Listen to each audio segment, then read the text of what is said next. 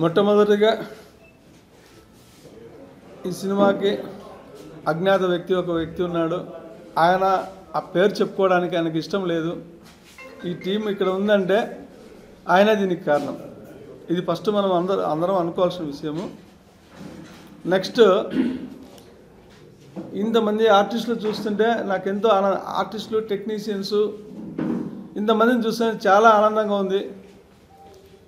తర్వాత అందరికీ ఒకసారి నమస్కారాలు చెప్తూ, ముఖ్యంగా విలేకరులందరికీ కూడా, పాత్రికేయులు వాళ్ళు లేకుంటే అసలు సినిమా లేదు. సో వాళ్ళందరికీ కూడా పేరు పేరున ఒకసారి నమస్కారం చేసుకుంటున్నాను. నాకు సినిమా అంటే చాలా ఇష్టము. అంటే సినిమా అంటే ఎలాంటి సినిమా ఉండాలంటే సొసైటీకి మనం ఏమైనా చెప్పగలిగే సినిమా అయి ఉండాలా. అలాంటి సినిమా అయితేనే ఈ సినిమా కూడా మనకు ఒక ఫలితం దక్కుతుందని చెప్పి నా యొక్క ఉద్దేశము. మన సినిమాలో ఈ ఓ చెలియా సినిమాలో ఎక్కడ కూడా అశ్లీలత అనేది లేదు. చాలా మంచి వాతావరణంలో పిల్లలు, పెద్దలు కుటుంబ సమేతంగా చూడగలిగే మంచి చిత్రం ఇది. మొట్టమొదటిగా ఈ చిత్రాన్ని వచ్చేసి తనది అంటూ తన భుజాల మీద వేసుకొని చేసినటువంటి డైరెక్టర్ గారు నాగా రాజశేఖర్ రెడ్డి.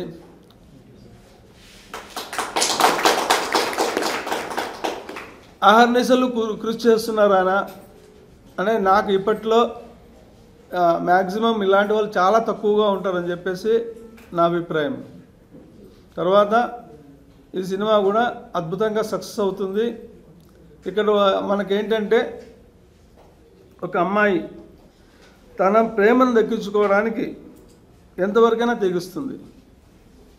తర్వాత అలాగే ప్రతి అబ్బాయి విషయంలో తనకు నచ్చిన అమ్మాయిని తను దక్కించుకోవాలని చెప్పే పోరాటం. సో ఇక్కడ ట్రయాంగిల్ లవ్ స్టోరీ. హీరో, తర్వాత ఫస్ట్ క్యారెక్టర్ వచ్చేసి అమ్మాయి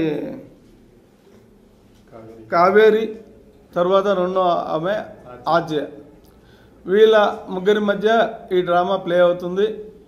తర్వాత ఈ డ్రామాలో నెక్స్ట్ పాత్ర వచ్చేసి ఆజ్య తండ్రి క్యారెక్టరు సతీష్ గారు చాలా బాగా చేస్తున్నారు. అంటే బాగలేదని కాదు, ఇక్కడ విలన్ పాత్ర అనుకుంటా. ఇక్కడ మన విలన్ పాత్ర కాబట్టి ఫస్ట్ విలన్ పాత్ర అది ఓకే. అంటే ఈయనకు బిహైండ్ ఇప్పుడు హీరోయిన్ తండ్రికి, అంటే సెకండ్ లీడ్కి తండ్రికి బిహైండ్ మళ్ళీ అజయ్ ఘోష్ గారు ఉన్నారు. ఆయన అద్భుతం. ఇంకా 14 సీన్లు వచ్చాయి ఆయనవి. ఒక దొంగ స్వామీజీ క్యారెక్టరు అద్భుతంగా నటించారు. ఫస్ట్ మొదటిగా మన అజయ్ ఘోష్ గారిని 100% మనం అనుకోవాల్సిన అవసరం ఎంతైనా ఉంది ఇక్కడ. ఇంకా తర్వాత ఇది వచ్చేసి మనము ఏప్రిల్ ఫస్ట్ వీక్లో రిలీజ్ చేయాలనే ఒక ఆలోచన ఉంది. ఇప్పుడు మనకి సినిమా అనేది అదే హీరో లేకుంటే సినిమా లేదు కదా, ఏమంటారు? సో హీరో వచ్చేసినాడు ఆల్రెడీ. ఒక అబ్బాయి తన ప్రేమను దక్కించుకోవడానికి వచ్చేసినాడు హీరో. అందులో దట్టు ఈరోజు చెప్పాల్సిన విషయం ఏంటంటే, ముఖ్యమైన విషయం ఏమంటే హీరో గారి బర్త్డే ఈరోజు. ఈ బర్త్డే సందర్భంగా ఈరోజు మనం ఈ ప్రోగ్రాం ఏర్పాటు చేసాం. తర్వాత ఇంకో విషయం చెప్పుకోదగ్గ, మా మిత్రుడు హీరో గారి తండ్రి, నాకు ఆత్మమిత్రుడు ఆయన. సరే, నన్ను కూడా గైడ్ చేసి ప్రతి నిమిషంలో కూడా చంద్రమౌళి గారు ఇలా పోదాం అని చెప్పి నన్ను ముందుకు నడిపిస్తున్నాడు. అలాగా ఇంకో వ్యక్తి కూడా ఉన్నాడు, ఇస్మాయిల్ అనే వ్యక్తి. అతను ఫస్ట్ నుంచి ఇప్పటి వరకు నిరంతరము శ్రమ పడుతున్నాడు. నిరంతరం అతను కూడా మనము 100% అనుకోవాలి. నాకు ఏమంటే ఈ స్టేజ్ ఫియర్ ఉంది కాబట్టి పేర్లు మర్చిపోతాంట, ఏమనుకోకండి. స్టేజ్ ఫియర్ ఉంది నాకు, నిజంగా చెప్పలేను. ఇంకా నిలబడితే అసలు చెప్పలేను, కూర్చునే కాబట్టి చెప్పగలుగుతాను. తర్వాత ఇక జనవరి నుంచి పబ్లిసిటీ స్టార్ట్ చేయాలనుకుంటున్నాను. పబ్లిసిటీకి చాలా ఎక్కువ ఖర్చు పెడుతున్నాం. మనం సినిమాకి ఎంత ఖర్చు పెట్టామో పబ్లిసిటీ కూడా అంతే ఖర్చు పెట్టాలని నా ఉద్దేశం. పబ్లిసిటీ లేకుండా మనం చేసిన సినిమాను మనము లోపల పెట్టుకుంటే కాదు, అది మార్కెట్లోకి పెట్టాలి, అద్దాల షాపులో పెట్టాల. ఏమంటారు? సో అలా పెడితేనే మనము సినిమాను బిగ్ సక్సెస్ చూస్తాం. ఇంకో పాయింట్ ఏంటంటే ప్రతి ఒక్కరికి లైఫ్ వస్తుంది ఇక్కడ. హీరోతో మొదలై హీరోయిన్లతో మొదలై తర్వాత అందరూ ఆర్టిస్టులు టెక్నీషియన్లు అందరికి కూడా ఒక్క బ్రేక్ అంటారు. ఆ బ్రేక్ వచ్చిందంటే మళ్ళీ లైఫ్ అంతా వేరేగా ఉంటుంది. ఆ బ్రేక్ రావాలని నేను చెప్పి అనుకుంటున్నా. సో ఈ సినిమాకు నేను జనవరి ఫెస్టివల్ తర్వాత నేను ప్రతిరోజు ఈ ప్రమోషన్కి పాటుపడాలన్నా ఇది మీడియా ప్రముఖులు కూడా మనకు చాలా పడుతున్నారు. సో నేను ప్రతి జిల్లాలో కూడా ప్రెస్ మీట్లు పెట్టడము, ప్రతి జూనియర్ కాలేజీ తర్వాత డిగ్రీ కాలేజీలో కూడా ఫంక్షన్స్ ఏర్పాటు చేయడము, తర్వాత బోర్డింగ్స్ వేయడము. అంతకుముందు వచ్చేసి మన హీరో గారు లిరికల్ వీడియో వదులుదాము అని చెప్పారు. అది కూడా కొంచెము గ్రాండ్గా వదలాలా, ఈరోజు వదలాలనుకున్నాము, టైం సాలలేదు. నెక్స్ట్ ఫర్దర్ మంచి ప్రముఖులతో ఆ లిరికల్ వీడియో కూడా రిలీజ్ చేయడం జరుగుతుంది. సాంగ్స్ అద్భుతంగా చేశారు. మన ఎంఎం కుమార్ గారు సూపర్గా చేశారు సాంగ్స్, 5 సాంగ్స్ అద్భుతం.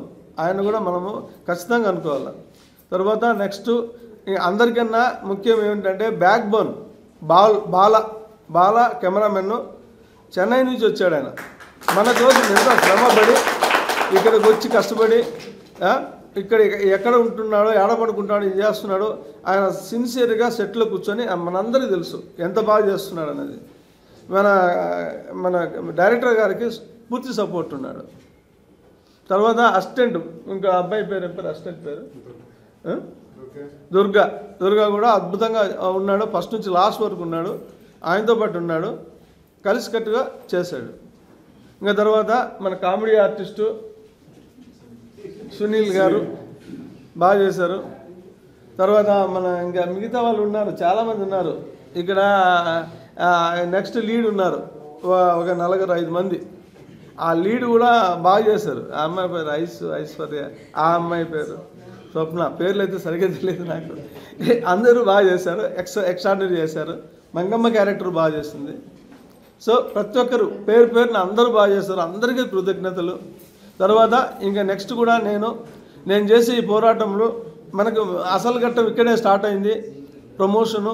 ఆ ప్రమోషన్కి అందరూ సహకరిస్తారని, నేను ఎప్పుడు పిలిచినా రాగలుగుతారని, మీ టైము అమూల్యమైన టైము మాకు కేటాయిస్తారని, మాకు కాదు మనకు కేటాయిస్తారని మనస్ఫూర్తిగా కోరుకుంటూ అందరికీ ధన్యవాదాలు.